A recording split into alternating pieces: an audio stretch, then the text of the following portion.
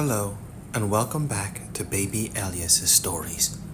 We now return to Blade Runner 4, I and Talon by K.W. Jeter. Chapter 14. You sure you don't want to get some rest first? The old man looked solicitously at Iris.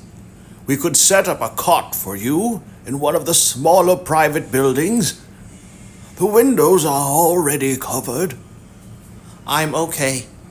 Iris kept walking, head down to shield her eyes from the noonish glare of the sun. Don't worry about me. When they had stepped out of the building, with its coffee on the table and collection of perched owls, the daylight had hit her between the eyes like a hot fist. She could feel the sweat seeping out into the torn fabric of her cowboy motif shirt as she walked alongside Karsten. His presence and the gritty landscape beneath her boot soles was obscured by the shifting, molten after images that had been burnt past her pupils. Seriously? Said Karsten. He could just be detected, peering into her face as he led the way to their destination.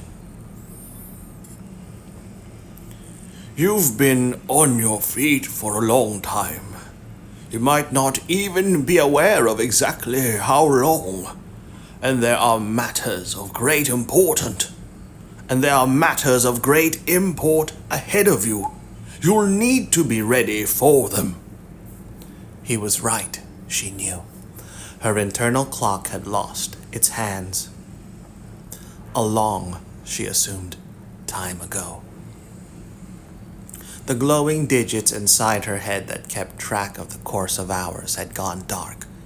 She had entered the fatigue zone, familiar to her from days-long chases of escaped replicants, fueled by adrenaline more than any illegal stimulant. Tanking up on Karsten's coffee, genuine as it was, hadn't helped at all. The world seemed real enough to her, or too real, as though the dials marked gravity and mass had been turned up to 11. But she had doubts about herself. Iris felt herself to have faded into some dim, nerve-eroded insubstantiality, as though she were her own ghost, coming back to haunt some locale, vaguely remembered from her real life.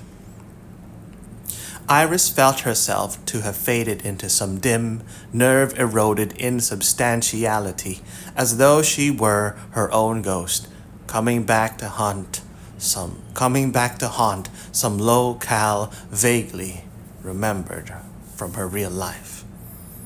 Like watching that damn movie, she thought gloomily. The images on the screen had been the real people. That irrational conviction moved uneasily through her mind. I'm ready, said Iris. She raised a hand, palm outward, to keep Karsten's blurry image at bay. Ready as I'll ever be. That was the actual reason that she didn't want to go to sleep. No matter how tired and messed up she had gotten, in her present condition, there was little Karsten or anyone else could tell her or show her that would give her a shock. The sensation of not really existing put a comfortable distance between her and this world she had found herself in.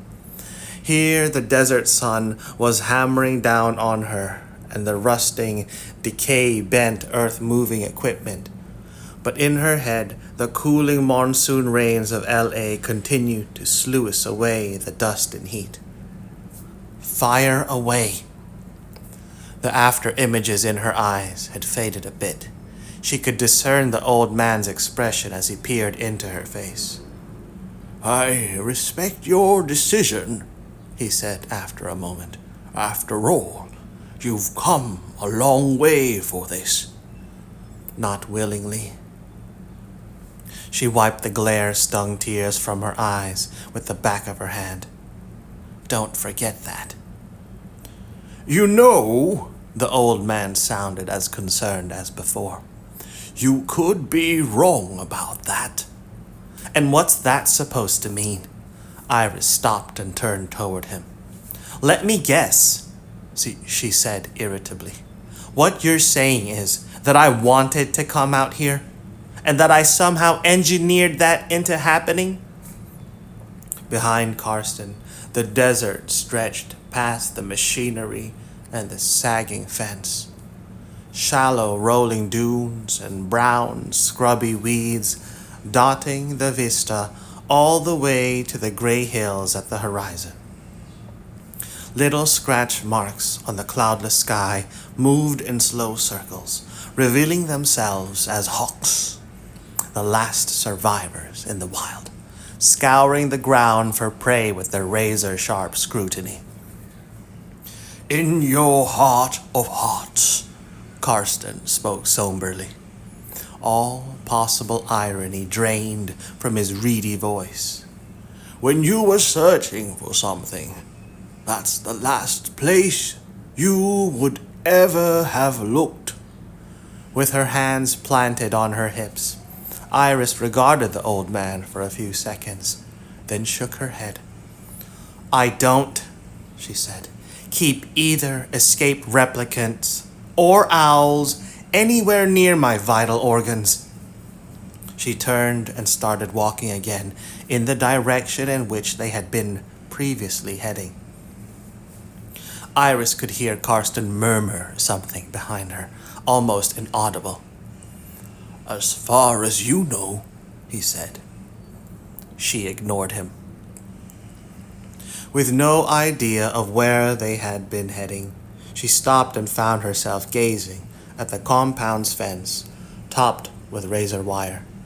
A few meters away, the low metal constructed buildings were somewhere behind them as Karsten caught up with her.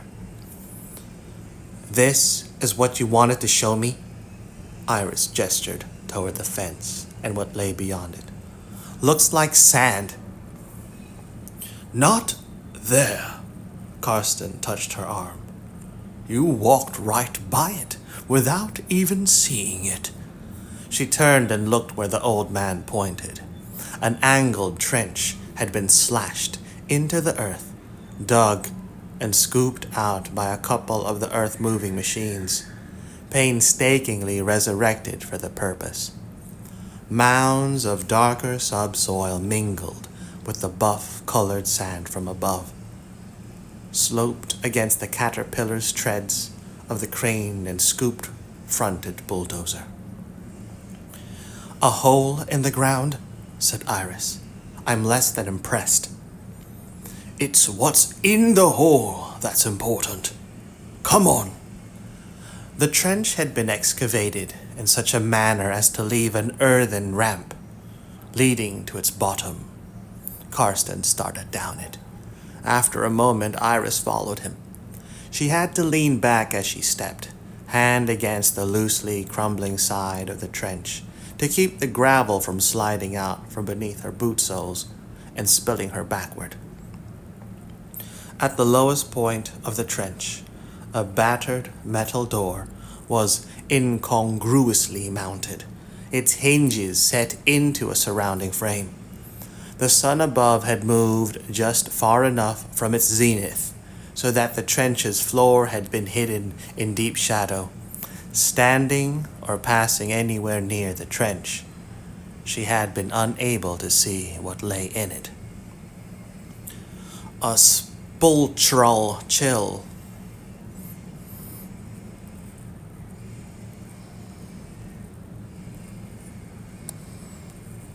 Sepulchral. Sepulchral, relating to a tomb or interment. Sepulchral. A sepulchral chill pricked the skin on Iris's forearms. She and Karsten were far enough below the desert surface. The trench's lip was at least a couple of meters above her head. That the air temperature had fallen several notches. That wasn't enough, though, to account for the degree of cold she felt crawling toward the marrow of her bones, or for the pearlescent layer of condensed moisture that had collected on the door. Iris reached out and laid her palm against the metal, letting the thermal differential pull at her own overheated blood for a moment.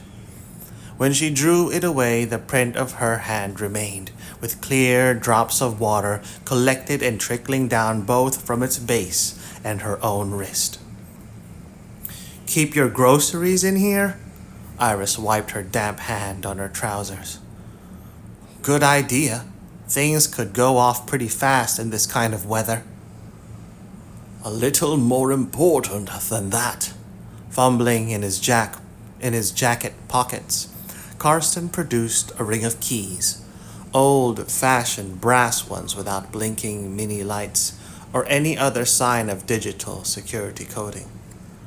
I'm sure you'll agree in just a bit."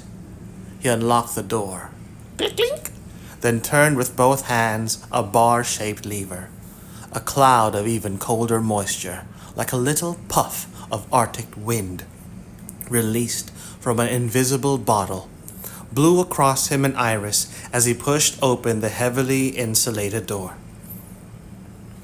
Iris felt someone watching her, the weight of another's gaze falling from above, across her shoulders. She looked up and saw that it was more than one person. There must have been at least a dozen of them, standing at the edge of the trench, like mourners at a burial service, regarding her with somber, unsmiling expressions. Iris recognized one of them as the guard who had sat across from her in the first, small, metal-roofed building to which she had been brought. She supposed that the others, like the guard, had been part of the pursuit team that had tracked her and Vogel down at the Tyrell Corporation ruins back in L.A. "What the hell do they want?" Staring straight up into the watching men's eyes, Iris nudged Karsten with the point of her elbow. "I mean, what do they want now?" "What's that?" Karsten was fussily restoring the key to his pocket. He turned his gaze in the direction of Iris's and saw the younger men standing above. Loose, sandy gravel trickled down the sides of the trench, dislodged by their boots. "Oh, it's only natural." He looked again toward Iris. "You'll have to excuse some curiosity and apprehension on their part. They know how important your presence is here." "Yeah, right." Iris wrapped her arms around herself against the cold air that had rolled out of whatever space lay beyond the metal door. She had become so used to moving in virtual invisibility on her murderous errands through the distant city's streets, with none of the inhabitants paying her or her raised weapon any mind, that to be silently watched in this way was a novel and disconcerting experience. "Let's get on with the show." "By all means." Karsten pushed the door with both hands this time, leaning into its thick weight. The frost cloud, bigger than before, momentarily eclipsed his face and upper torso, rolling past him like the breath of some antiseptic smelling sea. "Come on." It was dark inside and even colder than Iris had expected, especially when Karsten pulled the heavy, insulated door shut, its edges meeting the surrounding metal as though a hermetic tomb had been installed here beneath the desert. The dark was sucked away and extinguished when Karsten flipped the light switch beside the door. Jesus Christ! Iris hugged herself even tighter, fingers pressing through the torn sleeves of her embroidered shirt. She could feel the intense cold marching toward the center of her body, viscera contracting. What the hell is this? Some kind of a... She fell silent as the sensation of being watched, of eyes upon her, once again manifested itself. The room was empty, though of all living things except herself and the old man. This time she was sure of that. There was no wall of perching owls with their golden eyes regarding her, judging her as prey or threat. The gray concrete walls were lined instead with wide diameter pipes and vents, layered with ice. Minute crystal stalactites, frozen and glassy, extended from the ceiling. Blue fluorescent light from tubes and flickering square panels filled the chamber, dimly enough that it took her a moment to realize that the eyes whose presence she sensed at the periphery of her own vision were disembodied. The eyes existed, but the human or human-like bodies that might have once held them were gone. Or had never existed. She turned slowly in the chamber's frigid air, looking around at the glass beakers and vessels sitting on top of industrial storage units and laboratory benches, with the spherical human eyes complete with trailing optical nerve tissue, floating in some thick, almost gelatinous liquid. The eyes gazed back at her, unblinking and emotionless, as though possessed of some timeless perspective on human folly, beyond resignation or fear. "I know this place," said Iris aloud. Her words and every breath she exhaled hung in front of her in a little cloud. She could taste ice crystals forming on the tip of her tongue. "I've never been here, but I know it." "That's right." Karsten, standing beside her, didn't seem to notice the cold. It passed through his thin frame with no apparent effect. "I'm aware that your friend Vogel showed you certain things. An old movie about people like yourself, cops, Blade Runners, and about the other things that are also like you in their own way. Only they don't get to live, not in the old movie, and not in this world. They have to die." Too bad for them. The cold made Iris clench her teeth involuntarily. A shiver ran up her spine and across her shoulders, invoked less by the temperature than the unsettling aspect of the eyes floating in their glass containers. They should try for better parts the next time. "But you do recognize this?" Karsten gestured with upraised hand at the space surrounding him and Iris. "From the movie?" "Sure," Iris nodded. The scene replayed itself in her memory from what she had watched in Eldon Tyrell's private theater. It had been something with a couple of the escaped replicants that the Blade Runner named Rick Deckard had been tracking down, with intent to retire them. Only Deckard hadn't been in the scene.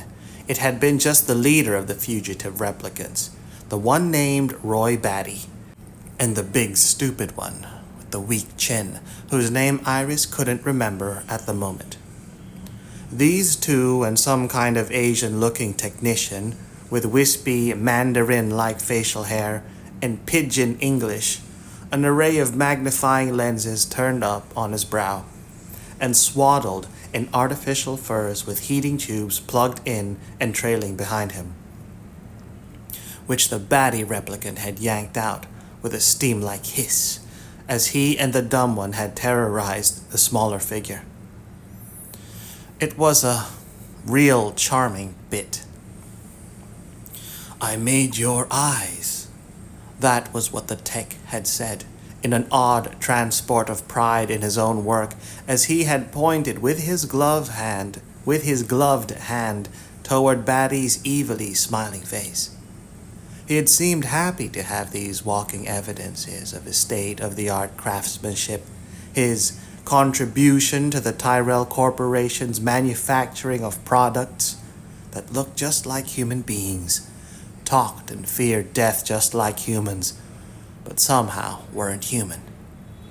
Your eyes. Not, though, with a happy ending. At least not for old Chew. She supposed that had been the name of the eye technician, both in the movie and in real life. Whatever that meant. If it meant anything at all anymore. She couldn't remember at the moment if anybody had spoken the wispy-bearded man's name aloud in the process of the replicant baddie and his partner extracting the information they had wanted from him. Information about Dr. Eldon Tyrell and how to get to him, which hadn't resulted in a happy ending for Tyrell either. There were some differences to the scene she had watched in the Blade Runner movie. More disembodied eyes, to be exact. Chew had been happily fussing around with only a few of them, peering down a microscope and making little tweaky adjustments, probably on some deep tissue, subcellular level, when Batty and the big dumb one had come strolling in. At the back of her brain, Iris wondered, now, how the two escaped replicants had gotten in so easily, as if there had been no door locks or alarm systems hooked up at some Tyrell Corporation subcontractor's production area. In the movie, Chew had looked momentarily surprised to see the two figures standing there, like they shouldn't have been able to waltz right in and catch him at work. Maybe this old guy is right, thought Iris. Maybe somebody did grease their way in. Maybe not the UN, but somebody with some kind of inside access to the iTech's workshop. Tyrell? Why would Eldon Tyrell have wanted to arrange this particular death? Iris could feel herself slipping, thoughts spiraling into another infinite regress of paranoia and true conspiracy. The only thing she could be sure of at the moment was that in the movie she had watched deep inside the Tyrell Corporation ruins, there hadn't been so many eyes, and so many jars and beakers and graduated flasks. Even the wall full of owls in the other compound building hadn't been able to creepily stare her down as thoroughly as what was happening here. What did you do? Iris wasn't able yet, if ever, to unwrap her arms from herself. She used a nod of her head to indicate the vessels with their floating contents, like white, cycloptic tadpoles. Drag everything out of the dead guy's file cabinets? We did more than that, said Karsten. He still seemed unaffected by the chamber's cold, as if he had spent enough time here to get acclimated. This is more than old Chew's stock. Our committee scoured all the other neuro-optical labs that had been subcontracted out to the Tyrell Corporation. There was a whole high-security district in Taiwan, with no other industrial production than that going on. The whole place was a virtual fiefdom, with Eldon Tyrell its absentee lord and master. None of the European operations mainly around Frankfurt, and the Mont Blanc Tunnel sub-warrens was as big as that, but there were more of them. It took quite a while, after the destruction of the Tyrell Corporation headquarters, to track those facilities down and clear them out. What were you looking for? Nothing, said Karsten. Our committee's operatives were just making sure there wasn't anything going on elsewhere with any of the other subcontractors. That was at the same level as what Chu had been doing in LA. Even before we moved in on what was left of Chu's neuro-optical facility. We'd had a pretty good idea that had been where Tyrell's important design and prototyping work had been going on. For one thing, it was right under Eldon Tyrell's nose, practically speaking, so he'd have been able to keep an eye on it without having to leave the city or resort to potentially crackable communications links. The other indication was, of course, that Chu had been the best in his particular field. He had been chief technical officer and operations manager at the Taiwan facilities, building them up from scratch before Tyrell brought him over here. That's why his English was so poor. The way you heard it in that movie you saw, he was hardly a native Angelino. Even the ethnic subculture types can usually pull it out better than that, at least when they want to. His language skills couldn't have been too bad, said Iris, if he was as important to Tyrell's operations as you claim he was. That's because the two of them, Chu and Tyrell, spoke a universal language, beyond English or Pidgin, of design specs and prototype refinement. It's not as if they needed to socialize with each other. Tyrell was hardly the sociable type, was he? Not from what I've heard. Rubbing her arms in a vain attempt to create warmth, Iris glanced around the ice-bound space again. If you ask me, you and your bunch are a little on the obsessive side as well. Otherwise, you wouldn't have gone to so much trouble to recreate Chu's lab out here in the middle of nowhere. Oh, we didn't recreate it. This is Chu's neuro-optical lab facility. A note of pride sounded in Karsten's voice. Everything right to the exterior walls. Even this. Karsten leaned down and brushed ice crystals from a large rectangular object propped against one of the workbenches. He flipped a switch at the back with a faint electrical buzzing. Blue neon letters and backlit plastic came on. On the sign, when fully illuminated, read, L.A. Iworks. Just like in the movie, right? Karsten smiled at Iris as he straightened up. It wasn't really the name of Chu's facility, as a matter of fact. It didn't even have a name. Only an invoice code in the R&D section of the Tyrell Corporation's operating budget. Chu inherited it from some other business that had been there before and kept it as his little joke. Yeah, right. Hilarious. Iris couldn't keep from shivering. She felt as if the blood in her veins was starting to turn glacial from the chamber's cold. How'd you get all this stuff here? That took some doing. Karsten picked up one of the flasks, examined the floating blue pupilled eye inside, then sat it down. Our little committee's operatives had to work pretty fast to pull it off. We had been keeping an eye on Chu for some time. We knew who he was working for and how important that work was for the Tyrell Corporation. Soon as we knew that both Chu and Eldon Tyrell were dead, that Batty and the other escaped replicants had done their job, we knew we had at least a small window of opportunity before the Tyrell Corporation got reorganized enough to keep track of its subcontractors. Fortunately, buildings are constantly being demolished or being constructed in the city, so there wasn't any notice paid even by the police when our team took LAI Works apart, boxed it up into half a dozen transport containers, and smuggled it out here. 12 hours max, and it was ours. Why'd you bury it? Several good reasons. Karsten gestured toward the walls.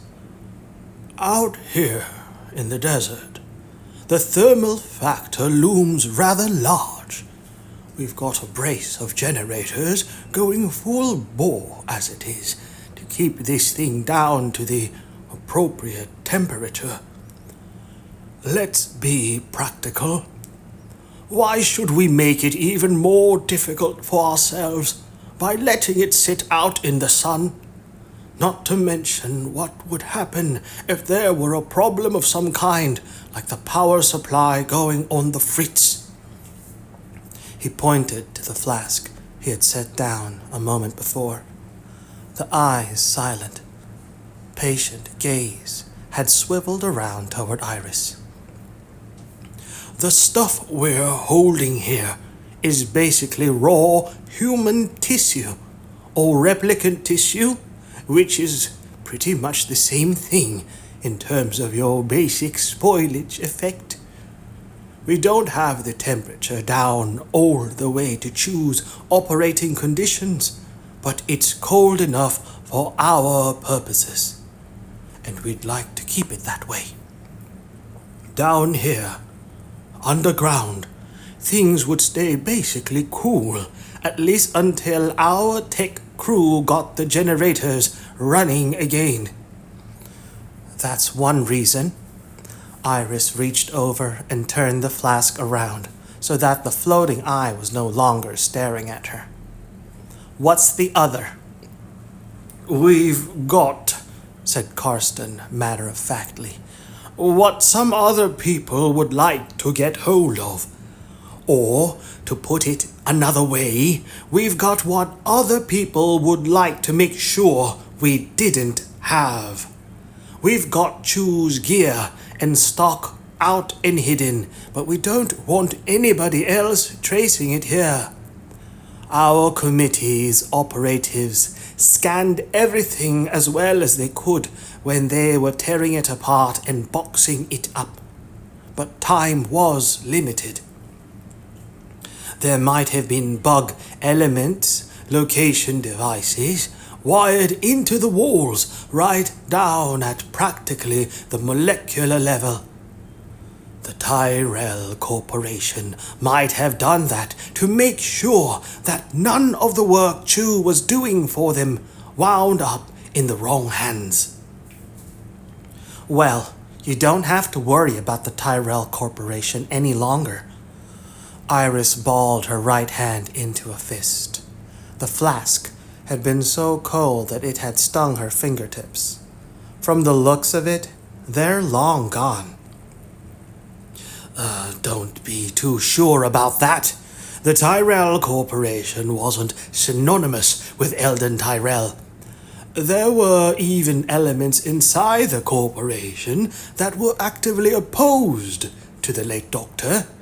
The whole company was a rat's nest of intrigues and conspiracies. It's something of a tribute to him that he was able to keep on top of all that, right up until the end. Maybe he didn't, said Iris. If what you're saying is true, it might not have been any operation by the UN immigration program that did him in.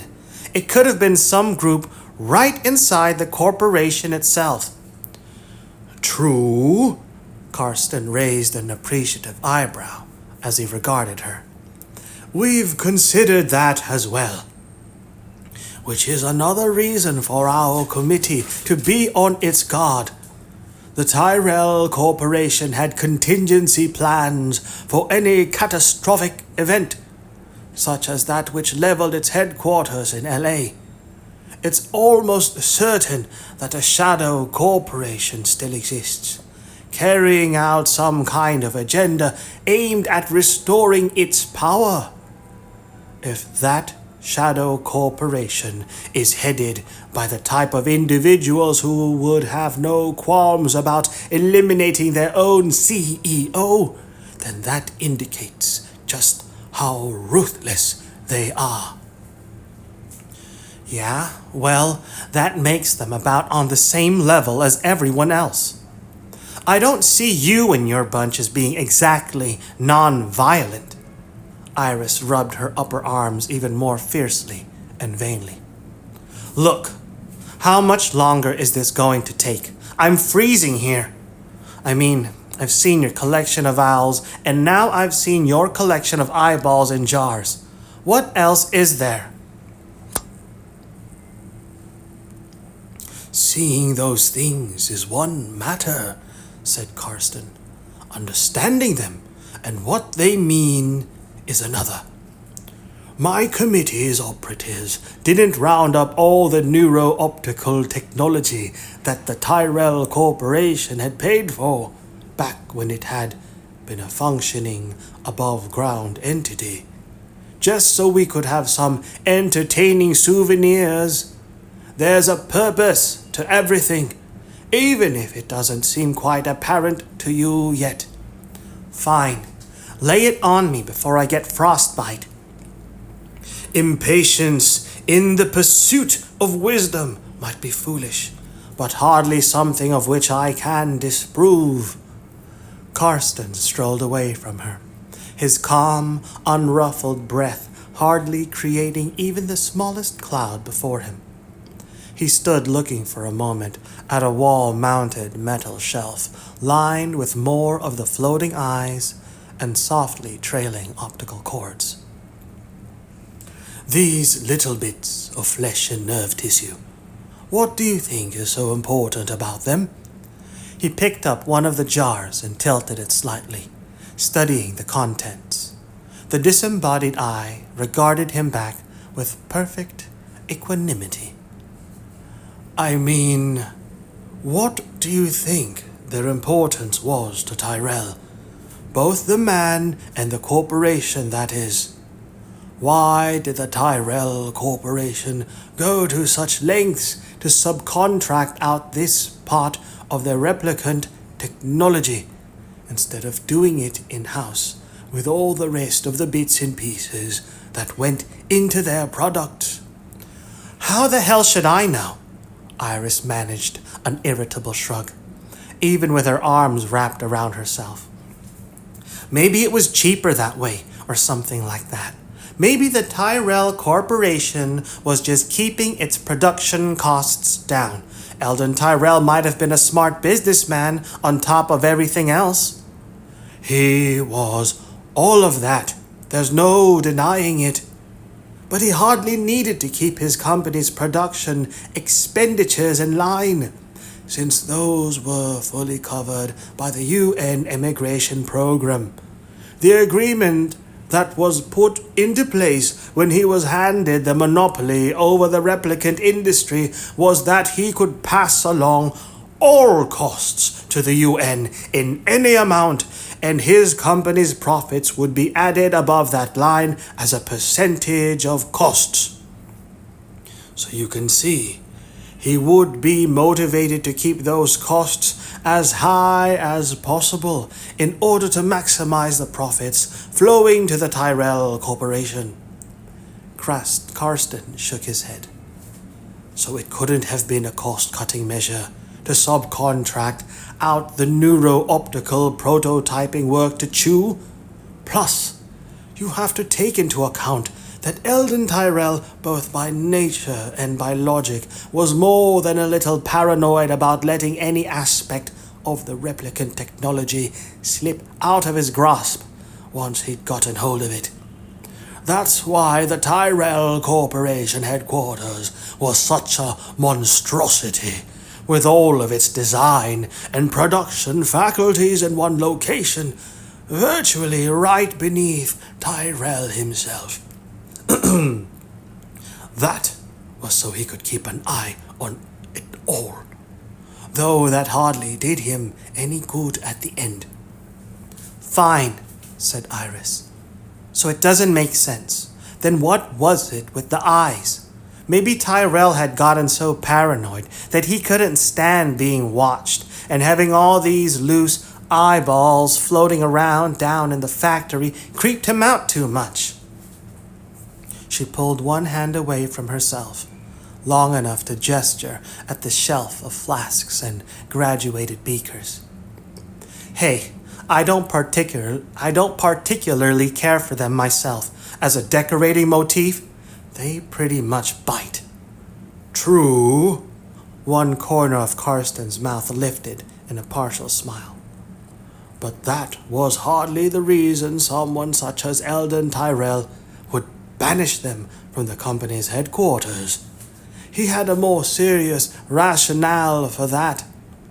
Which was? He was hiding them, said Karsten simply. Or trying to. And before you ask, I'll tell you from whom.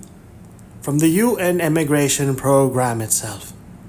Eldon Tyrell would have been a fool, which he most assuredly wasn't, if he had let himself trust the same organization that had wiped out his competitors in the replicant industry, merely because they had handed the monopoly on that industry over to him.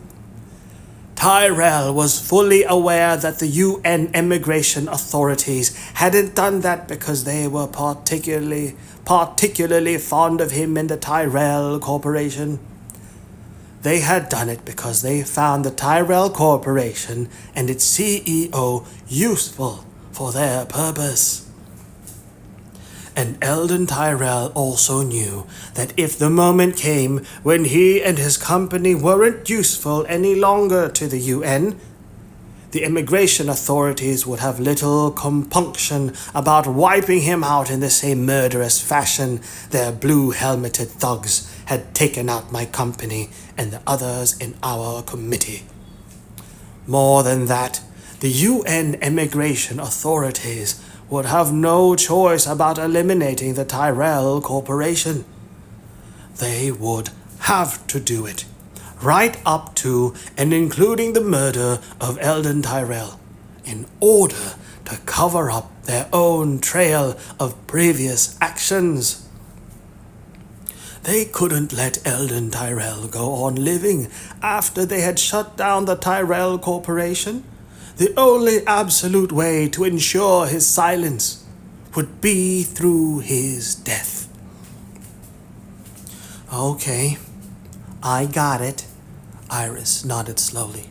So taking some part of the replicant technology off-site, away from the Tyrell Corporation headquarters, was Eldon Tyrell's way of buying himself insurance against the partners he no longer trusted? If he ever had trusted them, I mean. Precisely, said Karsten. Tyrell was trying to walk a fine line between keeping the replicant technology under his control and splitting off just enough of it so that if the UN immigration authorities decided to shift it to someone else, they wouldn't be able to get it all, or at least they would have a hard time doing it. Hard enough and risky enough that his friends at the UN might decide that it was easier, or at least a lot less trouble, to let him go on living, and for them to keep on doing business with the Tyrell Corporation, rather than try to make other arrangements. Arrangements that might not come off if they weren't able to get hold of the piece of the replicant technology that Tyrell had hidden away at Chu's place. Karsten glanced around the icy walls of the chamber. And believe me, Eldon Tyrell had made plenty of arrangements to make sure that such a failure would have been a real possibility. When our committee's operatives took the LAI Works building apart, they found all sorts of enhanced destructive capability charges laced throughout the structure, keyed to coded remote detonation signals that would have been beamed in from the Tyrell Corporation headquarters, while it still existed, in other words. Tyrell had made plans for either contingency, either taking out Chu and his facility, or if it was too late for that, then the big apocalyptic Self-destruction he'd wired into his own building complex.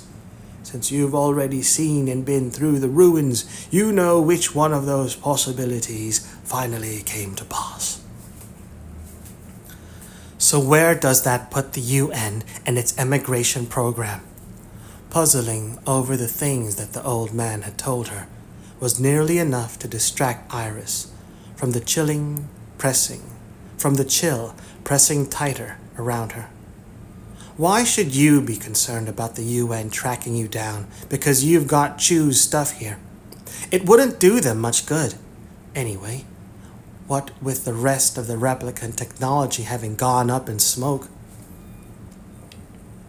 The UN immigration program can replace everything that went up with the Tyrell Corporation headquarters. Oh, it already has. Most of what they would need for that, the original replicant technology, they scooped up when the Blue Helmets raided and wiped out Tyrell's competitors, such as my company. The bitter note was once again audible in Karsten's voice. They didn't just hand everything we had over to Tyrell. They kept enough of the redundant production line machinery for themselves, in case they would ever want to go into business for themselves. Which is apparently what the UN immigration program is doing now. Our committee has other teams of operatives which have been monitoring various capitalization-intensive construction projects being run by UN-front organizations on the sly. There's a massive underground facility that's nearly finished beneath the Kansas crop quarantine areas. The UN has got a couple thousand acres of geneticide blackened landscape to play around in there, with a total perimeter lockdown in effect, supposedly to keep any traces of GM'd wheat DNA from contaminating the still productive areas farther west.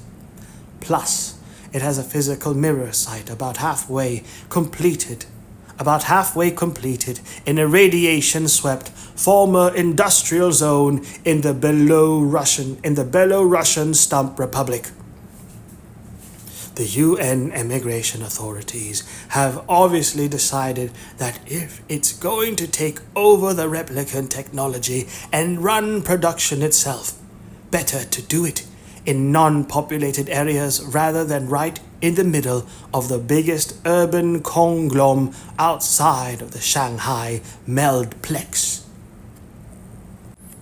Yeah, I guess that makes sense. Iris cupped her numb fingers in front of her mouth and blew into them, then shook her hands in an attempt to get the blood moving again.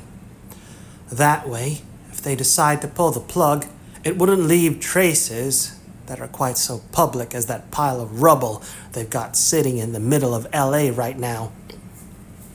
But before they can pull the plug, said Karsten, publicity or not, they've got to get their replicant technology facilities up and running. The entire UN immigration program hinges upon the production and distribution of cheap slave labor, that is, the replicants themselves, to the outer colonies.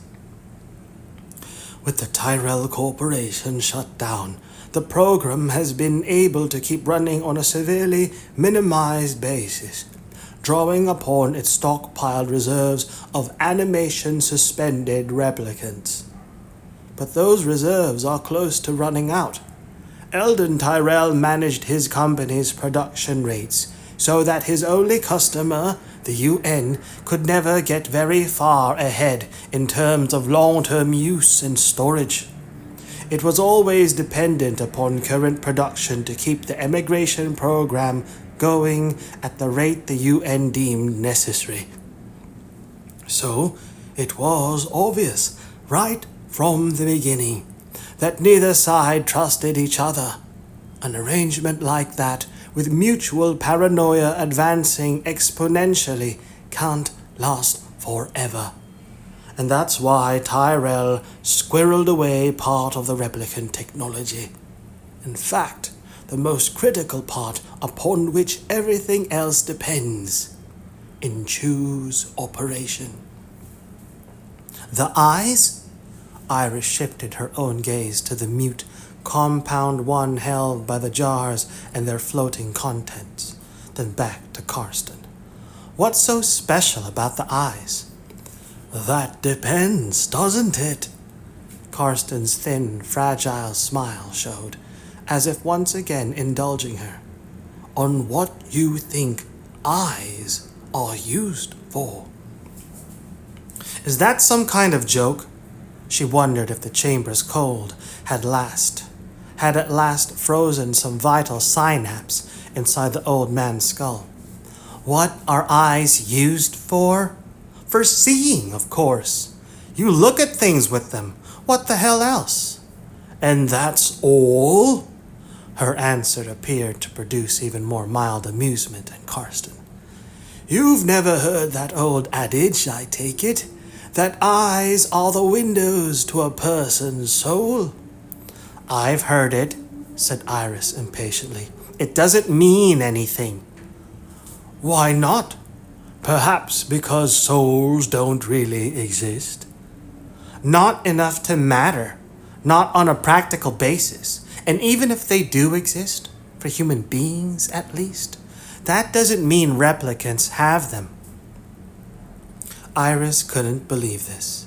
She was freezing to death and also engaged in some obscure theological debate. That's probably why replicants flunk the empathy test, why their numbers come out so low when we run the void conf machines on them.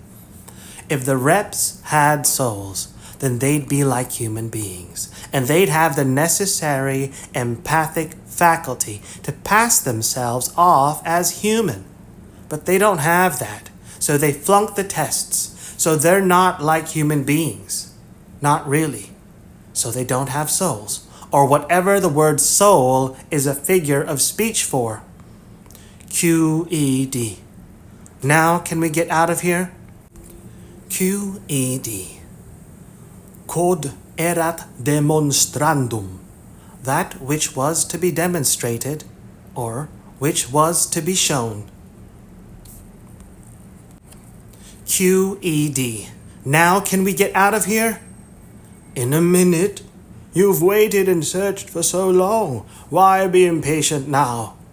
Because I'm cold, said Iris, and tired. That might be so, but I've got your complete attention, don't I? Karsten's smile turned even more knowing as, head tilted to one side, he regarded her. If you don't want to stay and find out why I brought you here, then you can leave. The door's right behind you. Iris didn't know why she hadn't left already. Maybe because I'm frozen to the floor, she thought. I can't move. But she knew that wasn't it. All right, said Iris. You've got it, like you said. I don't have any choice about staying here. It's fate or something.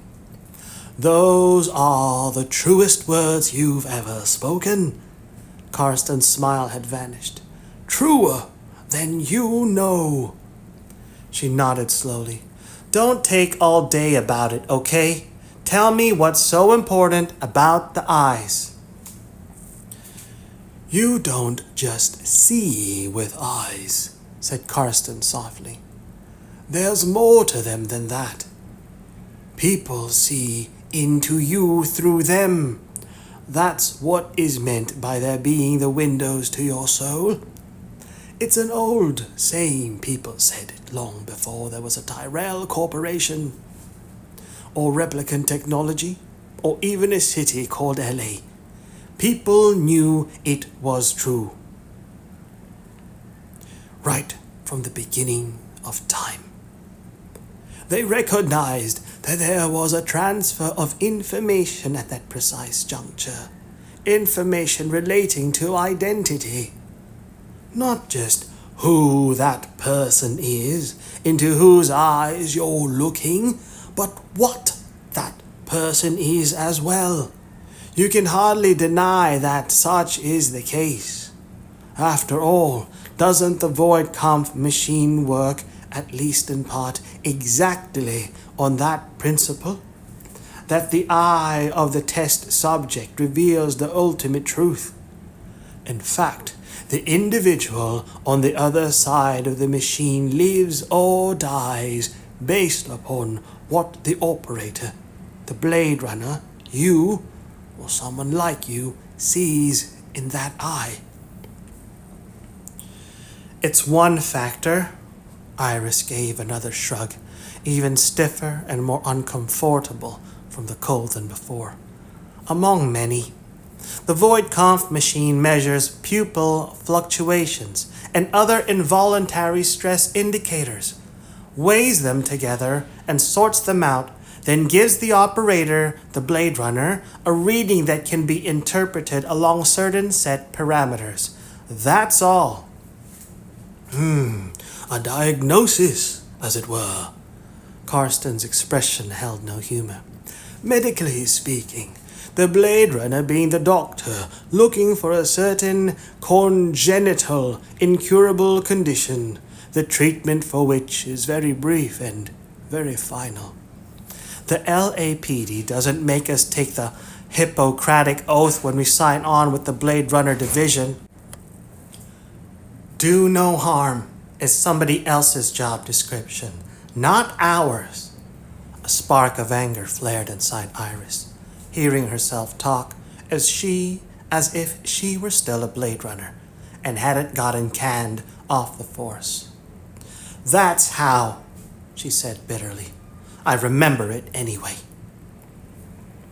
But what you don't remember, said Karsten, is ever taking a void conf machine apart, then tracing out its circuits to see if they actually worked as you had been told they did.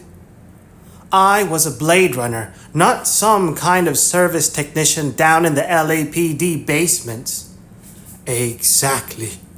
So you have no verifiable idea of whether the void conf machine did anything at all, or whether it was merely a prop in an elaborate scheme to make you think it did. Consider the manner in which it was designed. Take the bellows component, for instance. What is that supposed to do? Just mentioning it brought an image to her mind's eye. The familiar memory flash of a VK unit sitting on a table between her and some suspected replicant. The accordion folds of the bellows slowly compressing and expanding, as though the machine itself were alive. It took a few seconds longer to remember what she had been told back in the division training course.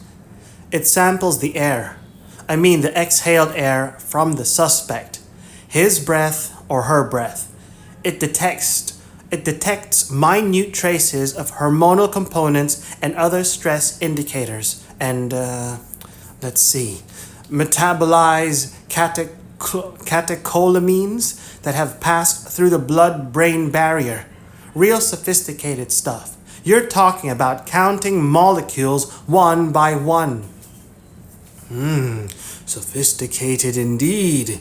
You're actually talking about detection and analysis procedures that would require a fully staffed laboratory, twice the size of this chamber, and with a turnaround time from sample collection to final readout of somewhere between 24 and 48 hours, if you want to get anywhere close to 90% reliability. Karsten raised an eyebrow.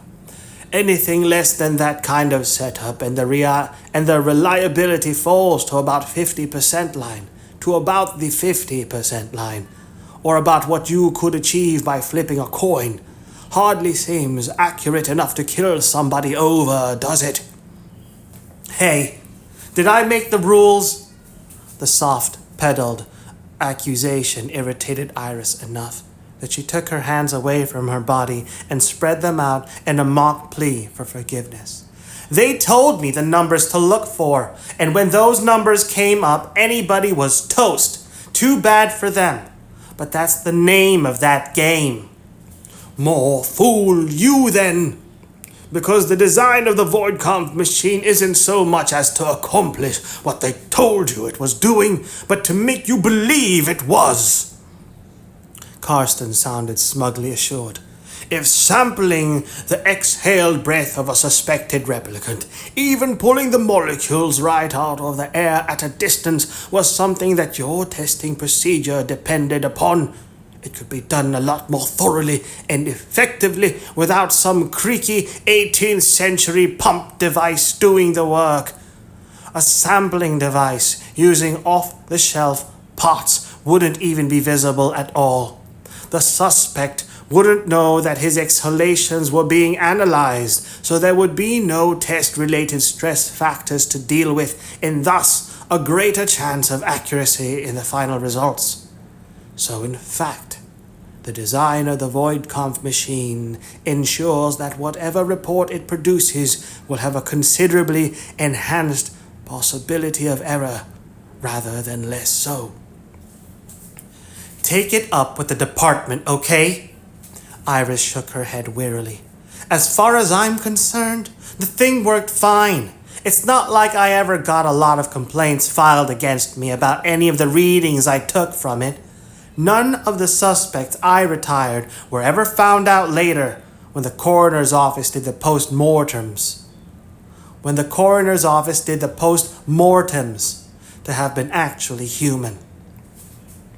And if they had, do you really believe the LAPD would have released that kind of information?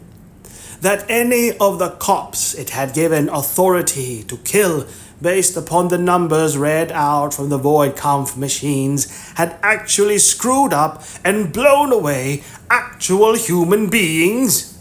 That's great public relations, all right, even in Los Angeles. It's hard to get away with that many potential murders.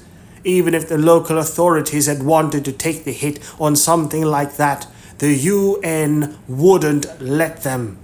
The immigration program and its dependence on replicant technology is premised to an essential degree on their being a way of telling real humans apart from the fake ones. The system collapses otherwise. Who's going to be stupid enough to sign up and emigrate off-world if there's no reliable way of detecting and controlling the slaves who do the work? Whether or not the Voidconf machines and the empathy testing protocols actually can tell if a suspect is a replicant. Everybody involved, from the Blade Runner out on the streets right up to the top levels of the UN immigration program, has to pretend that it works. You want to know something? I don't really care. The ghost-like feeling produced by the room's deep chill on top of her fatigue rolled over her again like an invisible tide, in which she wavered with minimal gravity. If you want to make a case that all Blade Runners, including me, are murderers, blowing away real human beings because our VK machines don't have anything inside them besides a couple of flashlight batteries, hey, knock yourself out. Whatever works for you. Oh, there's plenty inside the Voidconf machines, all right. With one of his pink fingertips, Karsten idly tapped against the side of a flask. Its contents slowly rotated in response. Just because they don't do what you thought they did doesn't mean they're functionless. In fact, the VK devices have some pretty impressive innards. If you'd ever taken one apart, you'd know what I mean. The next time I have a couple hours and a set of screwdrivers handy, I'll do that. It'd take a little more than that, I'm afraid. But specifically, several advanced degrees in microcircuitry implementation and a reverse engineering team with a few decades of combined experience in the field, not to mention the ability to get around the meltdown charges that are trigger-wired into the void conf machines. Those are really tricky to deal with. They're designed to keep anybody from figuring out just what it is that the devices are really for. Break the seal on the circuit board casing, and you're basically looking at a puddle of charred silicon and polycarbonate scrap. It took our committee's techs a long time to find a way of bleeding off the thermal charges before they wiped out the circuits underneath. Good for them, said Iris sourly. I hope they kept their fingers intact as well. We lost a few, actually. Techs, not fingers. Some VK models have wired-in charges up in the lethal range. So was it worth it? What did you find? We found... Karsten's voice trailed off for a moment, as if the thoughts in his brain took a few moments to sort and assemble. We found that the void conf machines are definitely not fakes.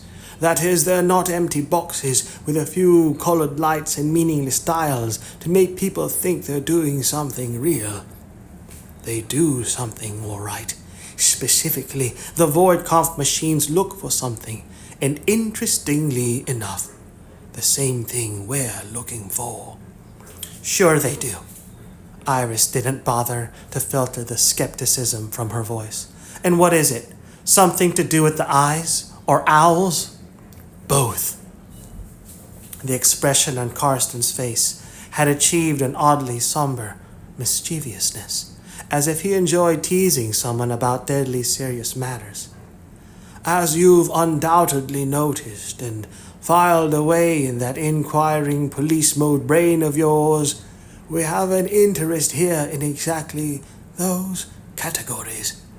No kidding. The cold had penetrated deeply enough into Iris's flesh that it was no longer painful. An anesthetic numbness had taken possession of her. They do seem kind of important to you, given the effort you folks have gone to just to round up so many. Important to others as well, and for much the same reasons. With a gesture for her to follow him, Karsten turned and walked farther into the chamber, away from the door by which they had entered. Let me show you something really interesting. She stumbled as she let him lead her, all sensations gone below her knees. Ice crystals seemed to crunch beneath some other person's boot soles. A truly invisible ghost, inhabiting the exact same place that she did. Several meters beyond the laboratory workbenches, with their beakers and flasks occupied by the silently floating eyes, Karsten stopped by a row of rectangular objects resting on low trestles. The sight didn't dispel any of Iris's bleak mood, as the objects were the dimensions of coffins. The rear section of the icy chamber appeared as though it had been prepared for a public mourning ritual, with the victims of some mass tragedy arranged for viewing. A thick layer of snow-like frost had accumulated on top of the coffin-like objects, obscuring any other indicators of their nature. Karsten stood beside one, looking across it toward Iris. What do you suppose we've got here? God knows. I'll help you out. Karsten leaned down, and with the flat of his bare pink hand, brushed the white crystals away from one section of the top. The glittering crystals drifted down to the toes of his shoes. There! His clearing of the ice was enough to show that the object's horizontal surface was made of glass or some other transparent, durable substance, and that it was indeed a coffin. Iris could make out a human form lying inside, face upturned, hands crossed on its chest, with the utter tranquility of the dead. "Great," said Iris. She supposed the other coffins held similar contents. "I'll have to hand it to you. You've got all sorts of keen collections here." For someone who has been in the business, you have. Getting paid to kill things that look like human beings, and who could very well have been human beings, for all you might have known. You sound a little disapproving. "I just retired them. Killed, if you prefer.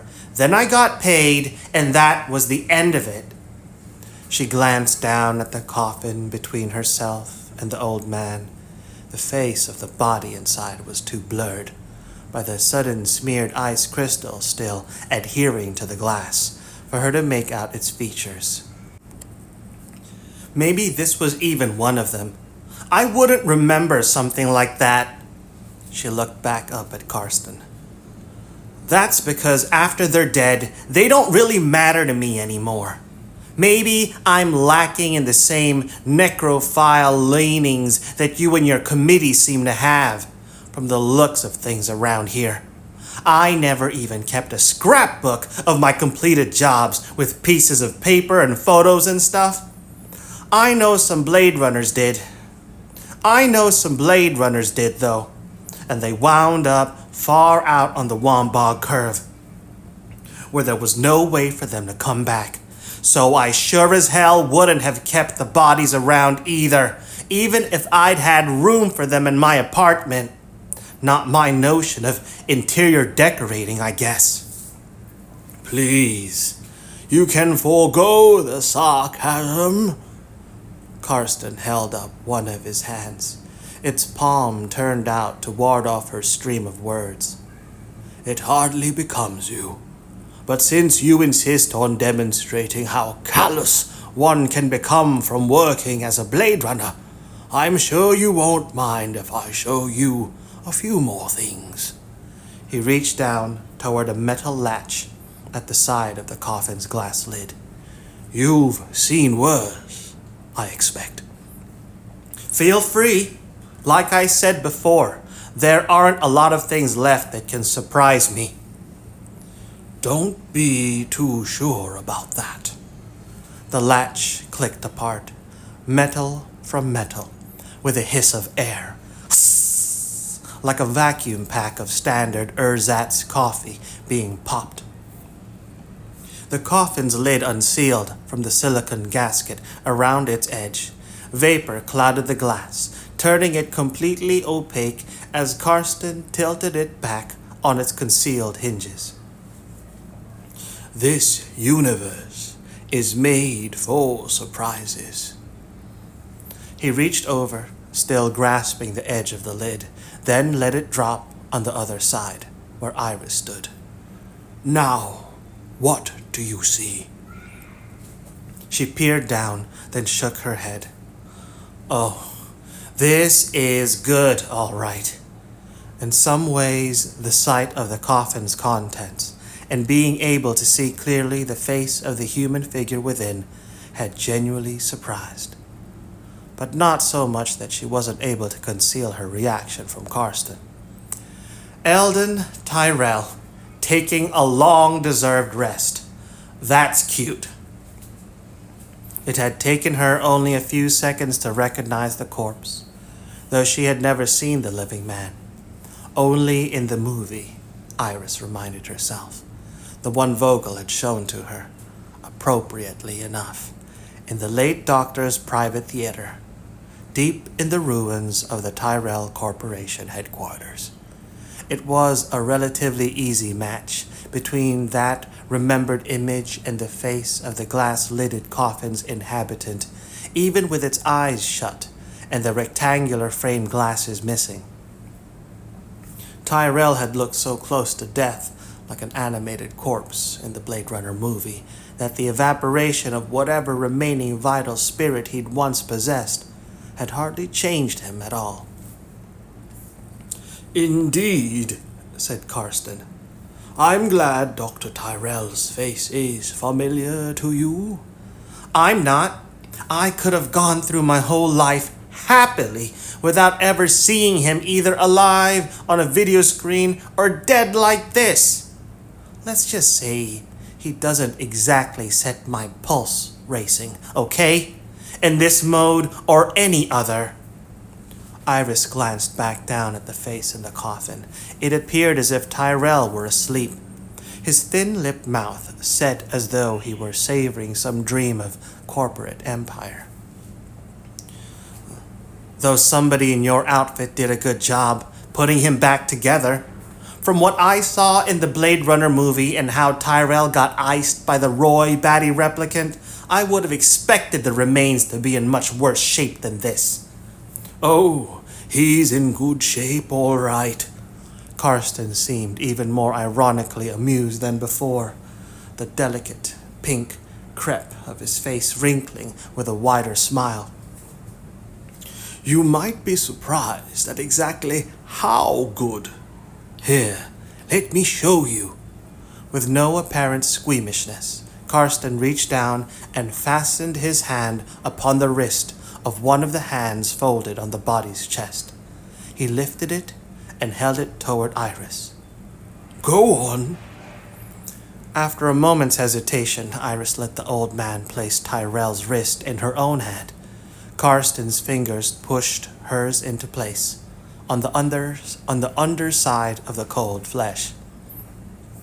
The slight weight of the dead's hand and forearm rested against her fingertips, as though she were trying to read by braille the delicate lines of the tendons there. Charming, said Iris, but I already knew what corpses felt like. It's not much different when they've been put on ice like this one. Still feels dead.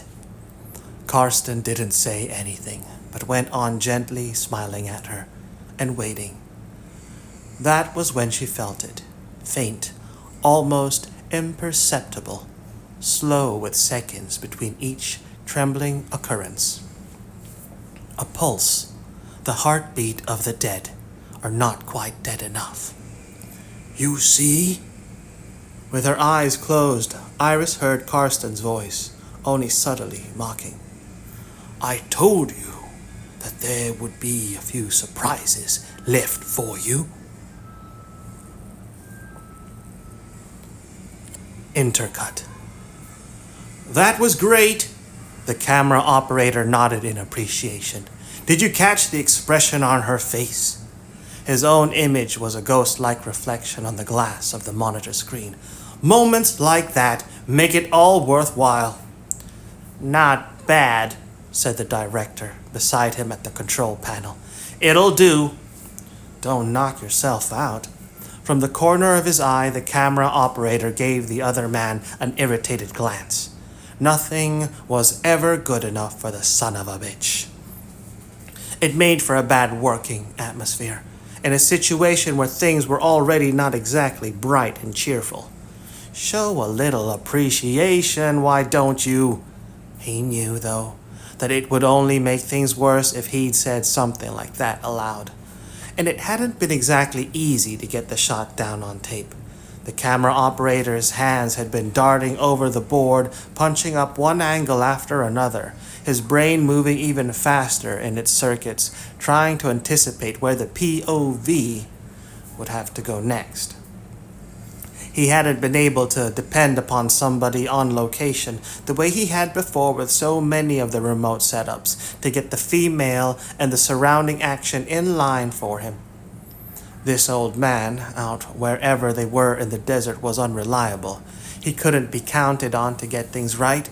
He was into the scene all the way, completely in character with no consideration for technical matters. Watch out! The director nodded toward the monitor before them.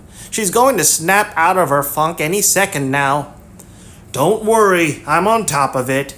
Firing back at the director was something that the camera operator could afford to do.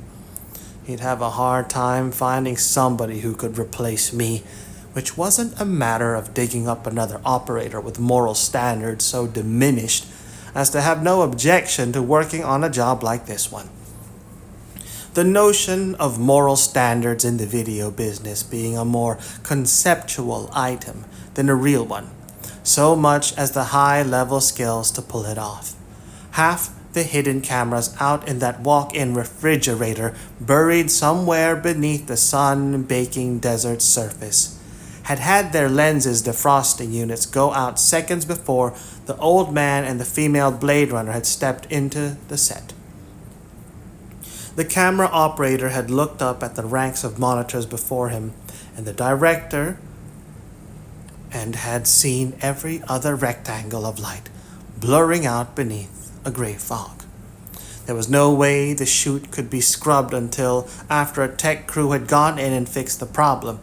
The big difficulty with working faux vérité style with a lead character who wasn't in on the joke, such as this female Blade Runner, was that reshoots were out of the question. Faux vérité, a French phrase that literally translates to false truth. In the context of filmmaking, it refers to a style of documentary filmmaking that presents itself as real and authentic, but is in fact staged or manipulated. Faux vérité.